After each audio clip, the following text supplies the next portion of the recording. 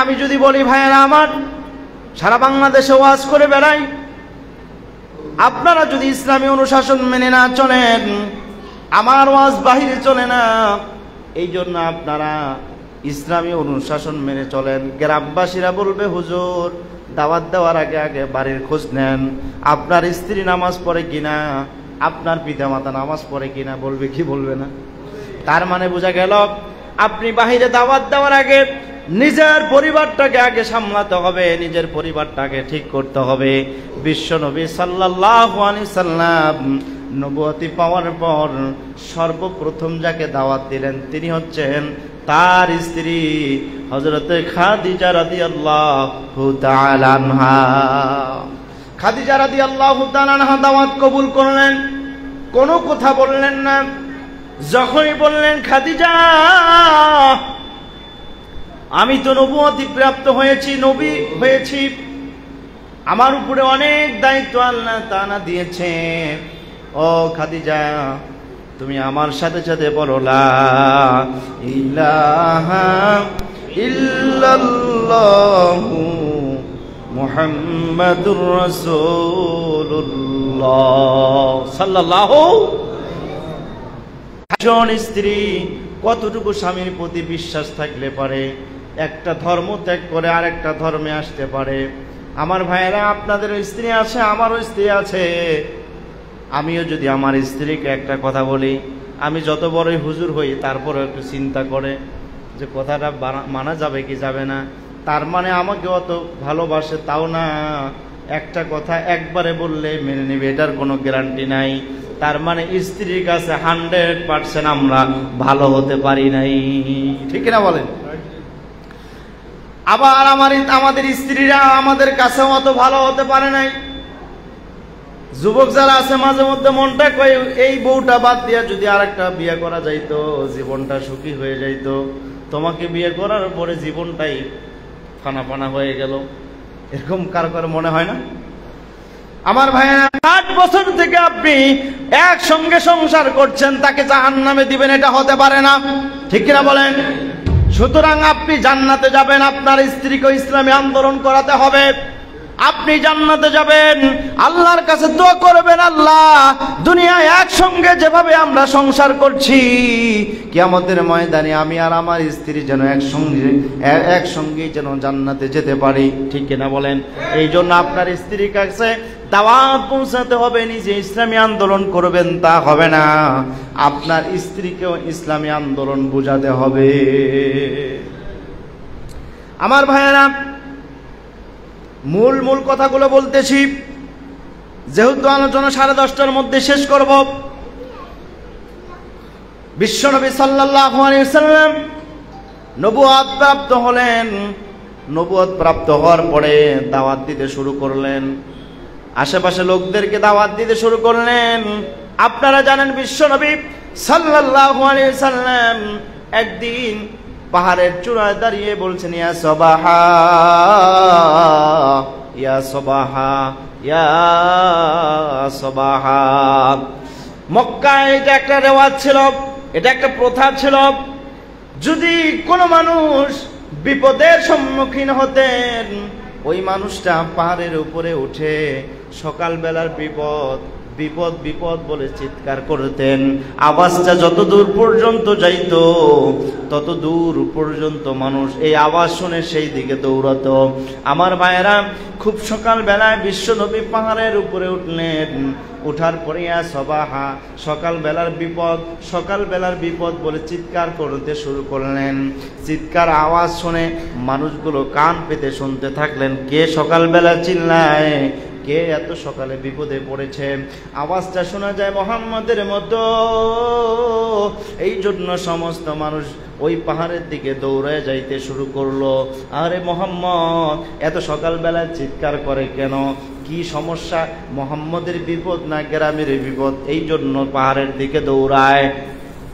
তাফসীরের মধ্যে এসেছে যারা সকালবেলায় কোনো কারণবশত যাইতে পারে নাই ওই মানুষগুলো কোন প্রতিনিধি পাঠায় দিয়া তাকে বলছে, দেখো তো মুহাম্মদ কি বলে, তারপরে খবরটা একটু আমার কাছে পৌঁছে দিবে।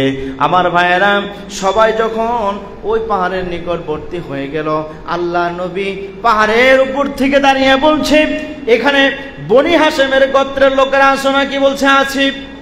এরপরে বনু তামিম গোত্রের লোকেরা আছো নাকি? আছি। কুরাইশ বংশের গোত্রের লোকেরা আছো নাকি? আছি। অমুক গোত্রের লোকেরা আছো নাকি? আছি। এরপরে অমুক গোত্রের লোকেরা আছো নাকি? আছি। তার মানে বিশ্বনবী সমস্ত গোত্রের নামগুলো ধরে ধরে জিজ্ঞেস করলেন যে প্রত্যেকটা গোত্রের লোক আছো নাকি? আশেপাশে যতগুলো গোত্র ছিল প্রত্যেকটা গোত্রকে ডেকে বললেন। আমার ভাইয়েরা, আগে ছিল গোত্র, এখন বলা হয় দল। এখন বলা হয় দল। আগে বলা হতো গোত্র, আগে বলা হতো গোত্রপতি, এখন বলা হয় দলীয় নেতা। তার মানে বিশ্ব নবী সাল্লাল্লাহু আলাইহি ওয়াসাল্লাম পাহাড়ের উপরে উঠলেন। এখনকার জামানার মতো যদি হতো তাহলে বলতো বিএনপির লোকেরা আছো নাকি? বলছে আছি। জামাতের লোকেরা আছো নাকি? আছি। চরমনার লোকেরা আছো নাকি? আছি। হেফাজতের লোকেরা আছো নাকি? আছি। তারপর খেলাফত মজলিসের লোকেরা আছো নাকি? আছি। এরপরে আওয়ামী লীগের লোকেরা আছো নাকি? আছি। জাপার লোকেরা আছো নাকি? আছি। তার মানে বিশ্বনবী প্রত্যেকটা দলের নাম ধরে ধরে বলতেন, প্রত্যেকটা দলের লোক আছো নাকি? সবাই বলছে হ্যাঁ আছি। এবার বললেন, সকালবেলায় তোমাদেরকে ডাকলাম, কি জন্য ডাকলাম তোমরা জানো না? কি বলছে না, না বললে জানবো কিভাবে? ওই সময় বিশ্বনবী বললেন, আমি যদি বলি এই মুহূর্তে পাহাড়ের পাদদেশে একদল সৈন্যবাহিনী তোমাদেরকে হামলা করার জন্য উহুদ পেতে আছে, তোমরা কি বিশ্বাস করবে নাকি? আমার ভাইয়েরা, বিশ্বনবী যখন এইভাবে বললেন, অনেক গোত্রের লোকেরা বলল, নবী গো। তখন তো তিনি মুহাম্মদের নাম ধরে বললেন, মুহাম্মদ, ও মুহাম্মদ, আমরা তোমাকে ছোট্টবেলা থেকে চিনি, তুমি ছোট্ট থেকে বড় হয়েছ, তোমার প্রতি আমাদের একটা আস্থা আছে, বিশ্বাস আছে, জীবনে কোনোদিন মিথ্যা কথা বলো নাই। তুমি এত তো সাধারণ ব্যাপার, তুমি যদি বলো আজকে সূর্যটা পূর্ব দিকে উদিত হবে না, আজকের সূর্যটা পশ্চিম দিকে উদিত হবে, আর তারপরে পূর্ব দিকেও অস্তমিত হবে, এরপরও আমরা তোমার কথাটা বিশ্বাস করে নিব। আমার ভাইয়েরা, বিশ্বনবী তাদের মুখ থেকে যখন এই সমস্ত কথাগুলো শুনলেন, আল্লাহর নবী ডেকে বললেন, ও আমার গোত্রের লোকেরা, প্রতিবেশীরা, আমার গ্রামবাসীরা, শোনো, সকালবেলা আমি তোমাদেরকে ডেকেছি এই জন্য, আমি তোমাদেরকে একটা বড় ধরনের বিপদ থেকে বাঁচাতে চাই।